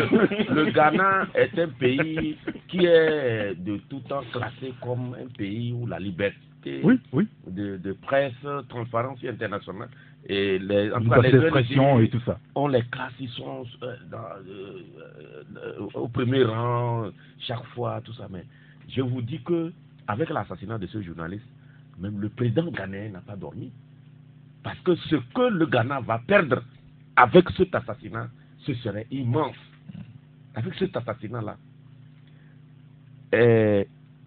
il faut que les autorités ghanéennes retournent pierre par pierre pour mettre la main sur ces criminels-là. Et je pense que s'ils arrivent à le faire, ça va permettre quand même de comprendre les motivations, parce que il y a un député, comme les confrères l'ont dit, qui s'est amusé à traiter ce journal de tous les noms d'oiseaux et même publier sa photo. Et ce que aujourd'hui la polémique au Ghana, c'est que à ce moment-là, la police, alors que la constitution ghanéenne est ferme là-dessus, les menaces peuvent vous conduire devant les tribunaux. Oui. La police n'a daigné inquiéter ce tout-puissant député. C'est vrai qu'après l'assassinat, selon les informations que j'ai, il a été auditionné par la police. Mais avant cela, on devait l'inquiéter. Peut-être que ça devait envoyer un message à ceux-là qui étaient tapis dans l'ombre parce que quand on est journaliste, surtout les journalistes d'investigation, on a des ennemis un peu partout. Un peu partout. Mais il faut les faire comprendre que le journaliste n'a pas d'arme. Il n'a pas de fusil. Il n'a que la plume pour exprimer ses idées, pour dénoncer. Mais il semble que ça détruit plus la plume et la parole. Que ça détruit plus que le fusil. Ça détruit plus. Ça ne détruit pas plus. C'est que ça empêche les opérateurs économiques corrompus et les hommes politiques corrompus d'opérer leur basse besogne, c'est tout. Très bien. Monsieur, tout à l'heure, après les auditeurs, je demanderai que vous placiez un mot sur la République démocratique du Congo et la bataille qui s'organise de ce côté avec Martin Fayoulou. La communauté internationale aussi avec l'Union africaine qui semble créer une jurisprudence, on va y revenir, mais on va donner la parole aux auditeurs qui peuvent désormais nous appeler sur le 93 96 99 99 ou le 99 20 09 59. Ce sont nos deux numéros pour nous appeler. Alors, ceux qui font le choix de nous écrire sur le numéro WhatsApp, vous nous écrivez sur le 90 71 49 62. Il y a un auditeur qui nous dit que le problème des journalistes est de ne pas prendre assez de recul vis-à-vis des faits. Attention, avec le RPT Unir, un acte en cache un autre. L'acte posé par la nouvelle Assemblée n'est pas gratuit, ne soyons pas naïfs. C'est un moyen de requinquer la Cour constitutionnelle pour qu'on oublie ces bourdes. Vous verrez que les gens diront dans peu de temps qu'il est aberrant de critiquer la Cour constitutionnelle qui s'est montrée impartiale en rejetant le règlement intérieur de l'Assemblée. Ne soyez pas surpris. Faisons attention au laboratoire RPT Unir, nous dit donc cet auditeur. Il y a un qui est au téléphone avec nous. Allô? Allô, bonjour. Bonjour. Bozambo. Monsieur Bozambo, nous vous écoutons. Oui. Ok. J'aimerais dire aux Africains, aux participants du RDC, s'il y avait deux tours, je crois qu'il y aura ce magouille là-bas. Donc, les chefs d'État africains doivent se corriger qu'il y aura deux tours dans tous les pays de l'Afrique. Si, donc, avec 48%, bien 47%, tu ne dois pas être président. tu dois dépasser le 50 avant d'être président. Donc, s'il y avait des tours au RDC, je ne suis pas sûr qu'on va arriver de là. Ma deuxième question, pourquoi les Ghanéens qu'on calcule, ils courent derrière nous en aucun cas, ils laissent son pays. C'est pas n'importe combien, on dit un honorable qui est sorti sur les médias, montrer les photos. Et les Ghanéens n'ont pas arrêté ce monsieur afin que la personne est morte. Ils sont en train d'arrêter le monsieur, ils ont déjà fait tort, ils ont très arrêté sur ça. Donc ils ont qu'à vérifier très bien. Donc si quelqu'un veut parler maintenant, il faut savoir parler, adresser quelqu'un. Si quelque chose arrive à quelqu'un d'autre là, qui sera responsable. Ton chemin. Merci beaucoup, M. Bozambo, merci de nous avoir appelé. Un autre auditeur, allô? Oui, bonjour. Bonjour, cher ami. Monsieur Commis. Monsieur Commis, nous vous écoutons. Monsieur Eric, oui. S'il vous plaît, vous aviez parlé le vendredi d'un problème de riz. Oui, bien sûr. Aujourd'hui, vous n'avez pas fait cas. Oui, on l'avait évoqué le vendredi dernier parce que le confrère l'alternative l'avait soulevé. Oui. Vous avez un commentaire à faire là-dessus, monsieur Commis? Oui, ça m'inquiète beaucoup. Allez-y. Pourquoi? À ce jour, nous mangeons du riz dans les restaurants. Ce n'est plus comme avant où c'est le jour de l'an, on prépare le riz. Dans le riz. À l'intérieur du pays, vous connaissez le Ouest, non? À Imolu, partout, oui. Le riz circule. Donc, ça m'inquiète qu'il y a un riz de ce genre qui va se déverser sur le marché, que les mamans vont acheter et que les gens vont continuer par mourir. Vous voyez combien de fois nous rentrons dans les week-ends pour enterrer nos parents et nos proches. Ça m'inquiète beaucoup. D'accord. Pour que vous travaillez là-dessus. Pour aujourd'hui, oui. J'aimerais m'appesantir. Je pense que mon ami et l'homme est là. Oui, il est là, et l'homme est là. Ok, monsieur l'homme,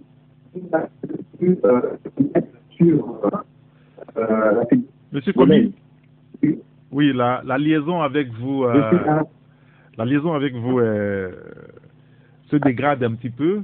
Vous êtes là? Non, la liaison n'est plus bonne. On va prendre un autre auditeur. Peut-être que monsieur Commis va pouvoir nous revenir. Allô? Allô? Oui, bonjour. Bonjour. C'est monsieur? Comment ça va? Ça va très bien. C'est monsieur? Didier. Monsieur Didier, nous vous écoutons. Oui, mais vous avez parlé de la décision de la Cour constitutionnelle qui a invalidé le règlement de l'Assemblée nationale qui voulait que... Notamment l'article 9. L'article 9. Moi, je pense que c'est une pure comédie qu'ils sont en train de faire. Cette Cour, moi, je pense qu'il doit aller se recycler. Vous vous rendez compte combien de fois cette Cour n'a pas eu cette décision invalidée par les gens de la CEDEAO, leurs collègues de la CEDEAO. Vous savez combien cette Cour nous a fait perdre? Des milliards, des millions, les 500 millions qu'ils ont payés aux députés de l'NC, les millions qu'ils ont payés par leur incompétence dans l'affaire Pacha. Donc, moi, je pense qu'ils font de la pure comédie. C'est pour nous dire que la Cour constitutionnelle est en train de travailler, et les autres décisions qu'ils ne prennent pas. Il ne faut pas que nous rentrons dans leur jeu. D'accord. Très bien. C'est une pure comédie, ils sont en train de faire. Merci beaucoup. Ils n'ont qu'à laisser faire. Moi, je les trouve incompétents. Merci beaucoup, Didier. Et le président les reconduit aussi à chaque fois. Vous voyez, c'est un problème. Merci de nous avoir appelé, Didier. Passez une excellente journée. On va prendre notre auditeur. Allô? Allô? Oui, bonjour. Allô, bonjour, monsieur Eric. Oui, monsieur Koulani? Oui, c'est Koulani à l'appareil. Nous vous écoutons. Oui, non, moi, c'était pour la Cour constitutionnelle. Allez-y. Et puis, j'ai eu la chance de participer à ces élections. La Cour constitutionnelle a organisé un atelier au niveau de l'hôtel Tarakawa, où on a distribué à tous les candidats la Constitution et le code électoral. Donc, je n'ai pas compris le comportement de ceux qui ont été élus à l'Assemblée. Surtout que, placé là-bas, et pour ne pas dire l'ancien Premier ministre Agboumé, et tous ces gens sont dans cette salle et ils ont fait ce règlement intérieur et on le rejette. Vous voyez comment est-ce que des fois, on se pose la question, nous fait là, et puis si on disait que c'est la majorité et qui a voté ça, c'est la communion. On parle de unanimement, hein. Et puis ça fait mal, monsieur Eric. Et puis la Cour constitutionnelle a été claire avec nous quand on était à l'atelier, qu'il n'avait même pas des moyens pour fonctionner. Aujourd'hui, il ne faut pas jeter l'anathème sur la Cour constitutionnelle. La Cour constitutionnelle même veut contrôler superviser les élections. C'est-à-dire pour avoir des résultats contradictoires. avec la CENI. Mais ils n'ont pas de moyens. C'est-à-dire envoyer aussi des observateurs sur le terrain. Oui, mais ils n'ont pas eu de moyens, que leur budget est limité. C'est pour vous dire que la Cour constitutionnelle aujourd'hui n'est pas à la botte du pouvoir. Peut-être à l'époque, mais à mon entendement, ce que j'ai écouté de la Cour constitutionnelle, leur test même c'est insuffisant. À plus forte raison, leur budget même. Donc, ce qui ne leur permet pas d'être à l'aise dans leur fonctionnement. Bon, en même temps, personne n'a demandé à la Cour de déployer des observateurs sur le terrain. Ce n'est pas de leur mission, il me semble. À moins que je me trompe. Ils ont voulu le faire pour pouvoir crédibiliser plus nos élections sur la tête de nous ailleurs. D'accord. C'est aussi une situation personnelle. Si ça ne se trouve pas dans le test, et ils réclament aujourd'hui qu'on revoie le test. C'est ce qu'ils en veulent. Merci beaucoup, M. Kolali. Merci de nous avoir appelé. Un auditeur qui nous dit, avant de recevoir celui qui est au téléphone, il y a un qui nous dit je pense que ces députés ne peuvent rien faire de potable pour les Togolais, idem pour le gouvernement qui sera mis en place, car tel père, tel fils, le vrai problème du Togo découle du haut lieu, c'est-à-dire le premier Togolais, dit l'auditeur. Allô?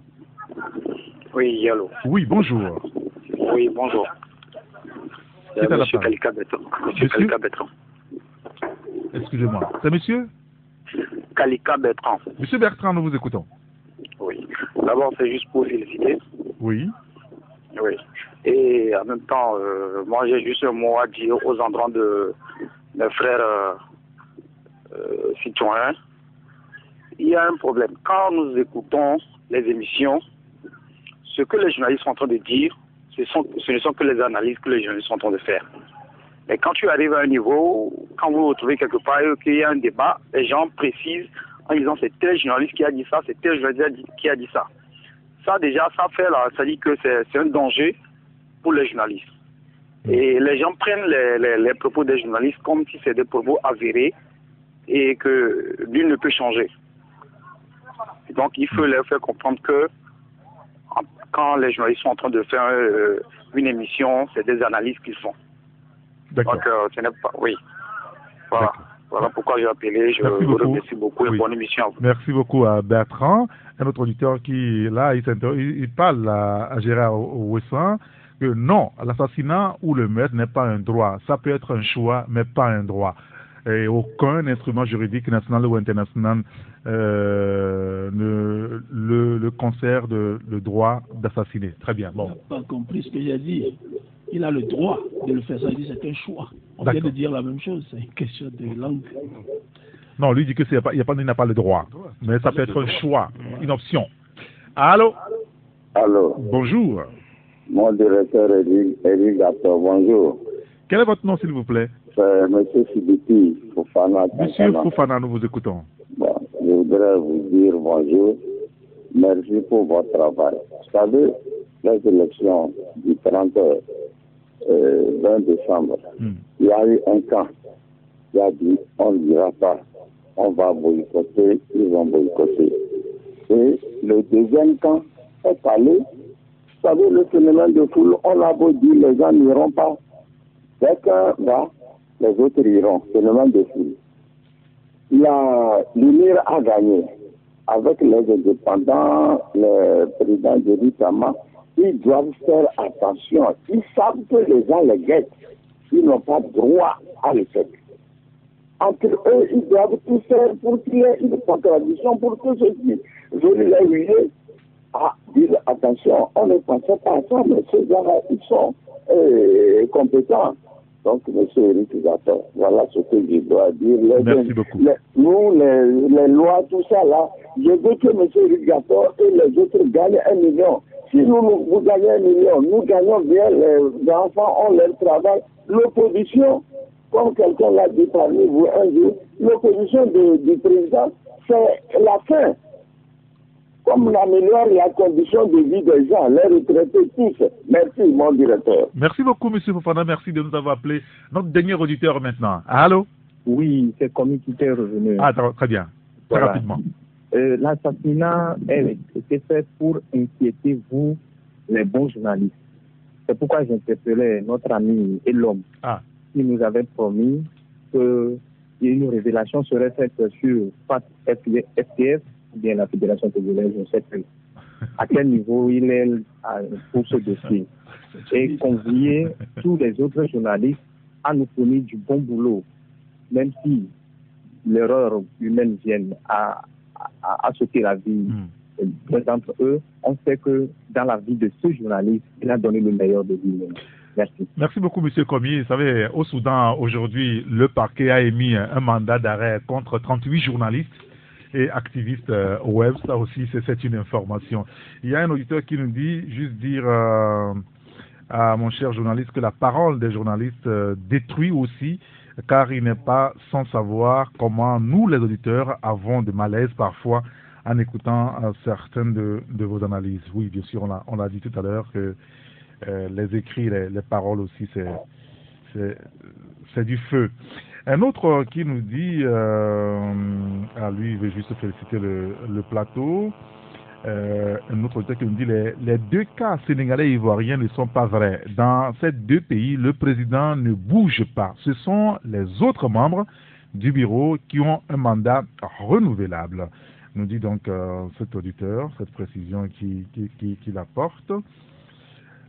Il y a un autre là qui est un message aussi longue, missive, je ne pourrais pas tout lire. Donc, et puis, comme je voulais qu'on place un mot sur la République démocratique du Congo, je voudrais passer un message d'un auditeur qui nous dit: je pense que Martin Fayoulou ferait mieux d'accepter les résultats pour éviter les troubles sociopolitiques.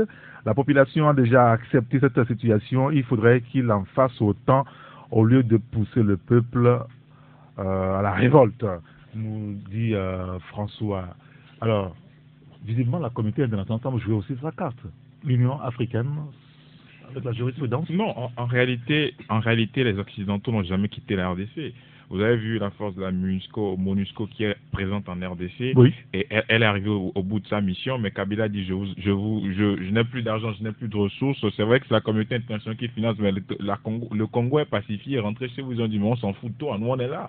Donc déjà, sur la base de ce fait-là, vous constatez que en fait, la RD Congo est un pays qui, grâce à ses richesses, mobilise toutes les puissances étrangères. Et donc c'est le seul pays en Afrique où il y a toutes les puissances réunies. Et d'abord, des puissances qui se disputent déjà la suprématie sur l'autre, parce que quand vous prenez le Congo, c'est d'abord une église pieuse, enfin un pays pieux, très pieux, où vous avez des églises à chaque coin de rue, comme des bars au Togo. Et donc déjà, ça vous donne une idée de l'emprise que pourrait avoir un État comme le Vatican sur un État stratégique comme l'ère des Congo. Et donc, quand vous voyez tout cela, et quand vous voyez comment le scénario s'est passé avec Tshisekedi et Fayoulou, vous avez vu qu'on a demandé à tous les candidats de se réunir du côté de l'étranger pour pouvoir désigner le candidat unique. Et puis, quand ils sont arrivés, qu'est-ce qui s'est passé? Ils n'ont pas fait une élection. On leur a dit que c'est Fayoulou qui sera leur candidat. Et voilà, Tshisekedi et Vital Kamerhe disent mais c'est quoi ce truc? Et donc, ils étaient d'accord au début. Oui, mais c'est-à-dire qu'au départ, au départ, non, mais en réalité, on a des consignes. Oui, mais on fait de tout. Oui, mais en fait, en réalité, ce qu'ils avaient dit après, c'est que les dés étaient pipés. Donc, pour eux, ils avaient dit que bon, voilà, et donc ce qui se joue en fait en réalité, c'est pas que c'est les Congolais qui décident. C'est la communauté internationale qui joue. C'est des puissances étrangères. Mais écoutez, vous voyez ce qui s'est passé avec l'Union africaine. C'est un revirement de situation. On a dit qu'on est contre les élections. Finalement, on envoie un courrier pour dire on ne vient plus. Parce que la Cour constitutionnelle a dit que bon, c'est Tshisekedi qui a gagné les élections. Et donc, on n'envoie plus de mission. Mais on suit de près. Et comment vous analysez cela? C'est un revirement de situation. En sachant que Kagame, qui est le président de l'institut de l'Union africaine, a toujours été quelqu'un de fondamental dans le choix ou bien l'élection du président de la République démocratique du Congo. Jacques. Moi, je crois que ce qui s'est passé au Congo entre Fayoulou, Kabila et Tshisekedi, c'est comme la peste et le choléra. Qu'est-ce qu'il faut choisir? Le moindre mal. Je crois que Kabila a fait comme choix. Oui, c'est ce que Kabila a fait. Aujourd'hui, le gagnant de ces élections... Il faut choisir un moindre mal ou il faut dire ce que les Congolais ont voté? Oui, il faut choisir le moindre mal et ce qui s'est passé. Vous savez, bon, c'est vrai que les Congolais ont voté, mais... Fayoulou. Les Congolais ont voté Fayoulou. Mais Kabila a été habile en négociant avec Tshisekedi. En fait, c'est une négociation, ce n'est pas une élection. Ça, il faut le reconnaître. C'est une négociation entre... Est-ce que c'est avec Tshisekedi qu'il faut négocier? Il faut négocier avec Fayoulou? Oui, vous voyez les deux poids qui étaient derrière Fayoulou, qui est Katumbi et Bemba. Et vous voyez même la feuille de route de l'Union africaine par rapport à la rencontre avec Kabila. C'était quoi? Le recomptage, soit laisser Katumbi et Bemba aller aux élections. Et c'est ce que Kabila ne voulait pas entendre. Kabila ne voulait pas du tout que Katumbi et Bemba reviennent encore dans ce jeu politique pour se présenter. Et que Kabila savait qu'en ouvrant la brèche pour que Katumbi et Bemba se présentent, mais vous voyez ce que cela pourra donner. Les gens n'ont pas été candidats, mais vous voyez le poids derrière Fayoulou, ce que ça a donné. Moi, je crois que quelque part, aujourd'hui, c'est vrai que les gens ne sont pas d'accord de ce qui s'est passé par rapport à l'accord passé entre Kabila et Tshisekedi, mais c'est le moindre mal. Gérard, oui, ça. Non, je suis presque d'accord avec Jacques. Et moi, je crois que pour se coucher, il faut d'abord s'asseoir. C'est un pas que le Congo vient de faire. Ce qui est sûr, c'est que le pouvoir de Tshisekedi ne sera jamais être aussi fort que le pouvoir de Kabila. C'est vrai. Il sera un pouvoir qui sera beaucoup plus facile à déboulonner. Donc c'est un pas, c'est un premier pas vers une vraie alternance. Moi, je crois qu'il faut donner la chance à Tshisekedi de faire les 5 ans. Et Fayoulou n'est pas si vieux que ça. Dans 5 ans, il a toutes les chances de venir s'imposer aussi. Et c'est la démocratie qui sera enclenchée. Mais si on veut coûte que coûte permettre à Bemba et comment dire, Katumbi de constituer une menace pour Kabila, moi je crois qu'à un moment donné, le monsieur va se braquer et ayant le pouvoir financier, le pouvoir militaire et surtout tout ça. Surtout que lui est militaire. Ouais, il va carrément mettre le pied dans le plat, donner un coup de pied dans la fourmilière et on va retourner encore en arrière. Il paraît que ça ne se dit pas, mais on va retourner vraiment en arrière. À la case départ. Ben oui. Pas à la case départ, mais en arrière quand même. Michel, et on l'antenne. Non, je pense que désormais, il y aura une nouvelle forme d'opposition en Afrique. C'est vrai que de par le passé, il y a des oppositions modérées et tout, mais on connaît le sort qui leur est réservé. Désormais, il y aura des oppositions qui vont à l'approche des élections louer le chef de l'État, dire qu'il est très proche de Dieu, qui a créé le ciel et de la terre, en espérant que le lendemain en tout cas des élections, que vous soyez nommé président, pas élu, nommé. C'est ce qui se passe en RDC.